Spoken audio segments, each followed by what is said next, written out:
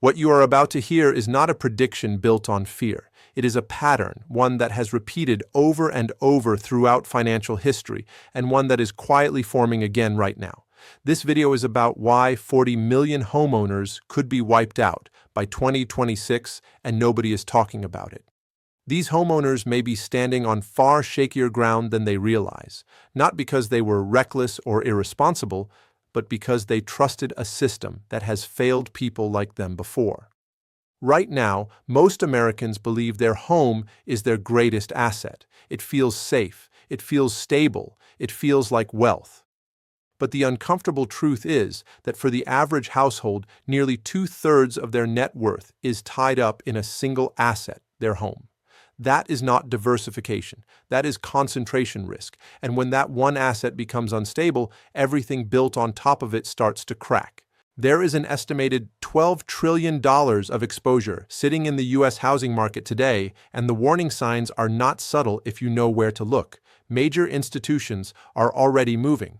The Treasury has absorbed trillions in mortgage-backed securities in a short period of time. Large banks have been reducing their exposure to residential mortgages.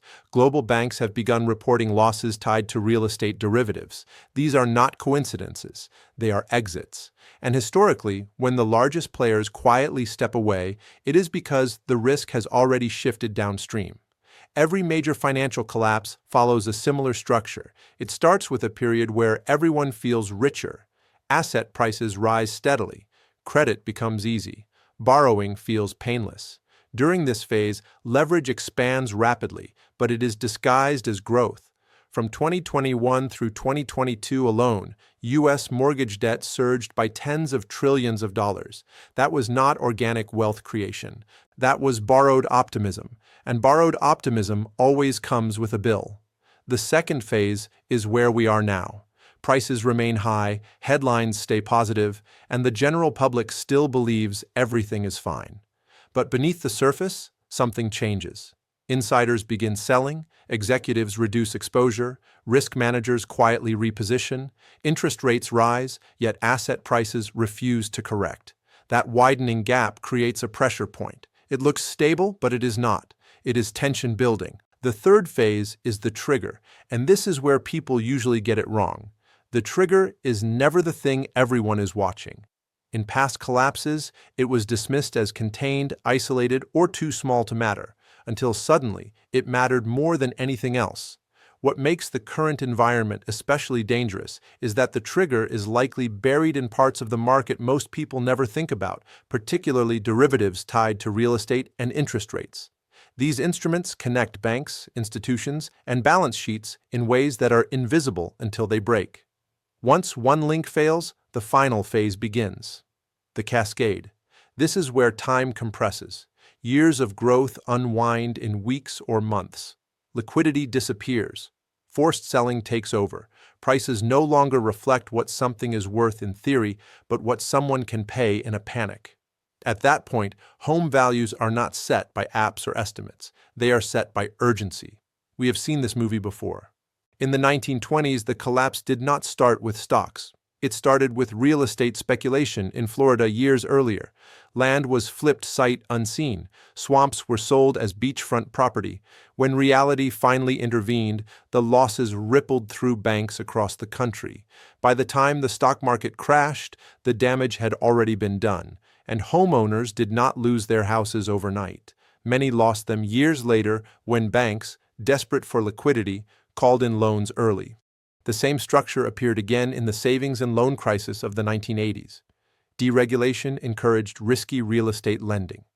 Regulators saw the problem early but chose silence over panic.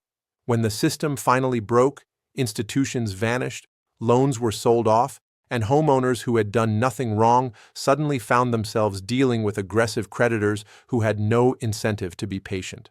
Once again, the bubble did not disappear. It migrated. Then came 2008.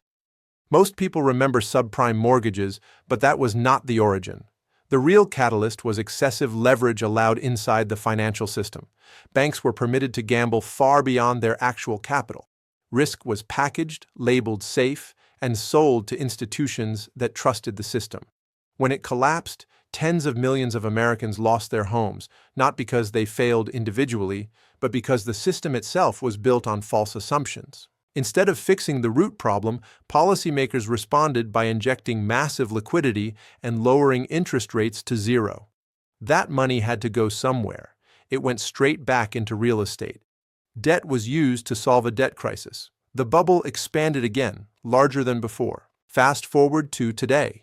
Between 2020 and 2023, mortgage rates collapsed and home prices surged by roughly 40% nationwide. On paper, homeowners felt richer than ever. In reality, affordability deteriorated to extreme levels. The median household now needs to devote well over 40% of income just to afford a median-priced home. Historically, sustainable levels sit closer to 25%. That gap is not normal. It is a signal. Meanwhile, other stress points are aligning. The yield curve has remained inverted longer than at any point in recorded history. Every time this has happened, a recession followed. Japan has begun raising interest rates after nearly 2 decades, disrupting global capital flows and hammering U.S. mortgage bonds. The Federal Reserve has already stepped in quietly to stabilize parts of the mortgage market, not as routine policy, but as emergency action. At the same time, over $1 trillion in commercial real estate loans are set to mature over the next 2 years. Many of the buildings backing those loans sit half empty. Losses from those defaults do not remain isolated. They flow directly into the same banks that service residential mortgages.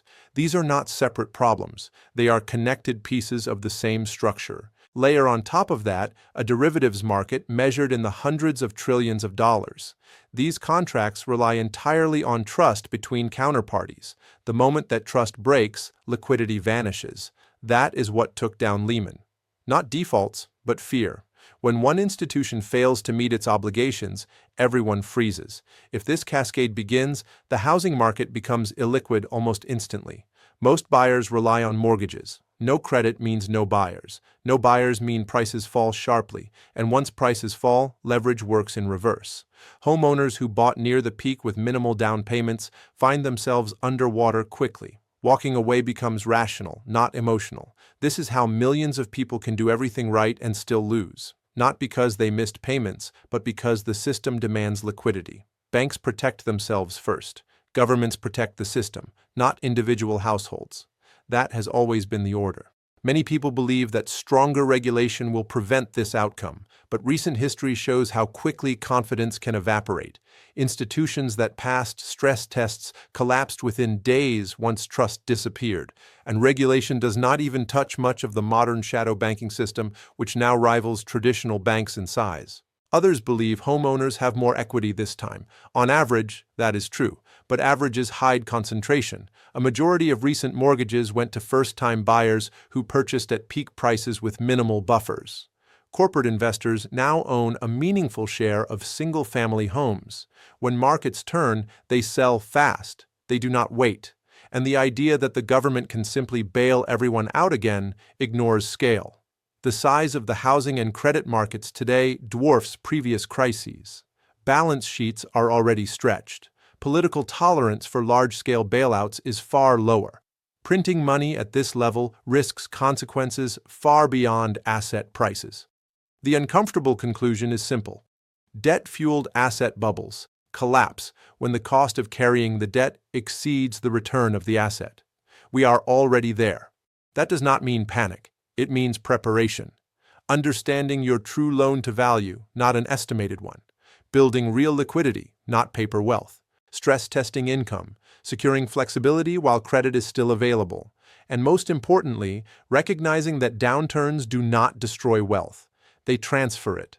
History does not repeat exactly, but it rhymes closely enough to ignore at your own risk. The signs are visible. The structure is familiar. The only real question is whether you are positioned defensively or whether you are relying on the belief that this time will somehow be different. Because those 4 words have preceded every collapse in recorded history. If you enjoyed the video, like, share your thoughts in the comments, and subscribe to the YouTube channel so you don't miss out on the next important analysis update. Thanks for watching, and I'll see you in the next one.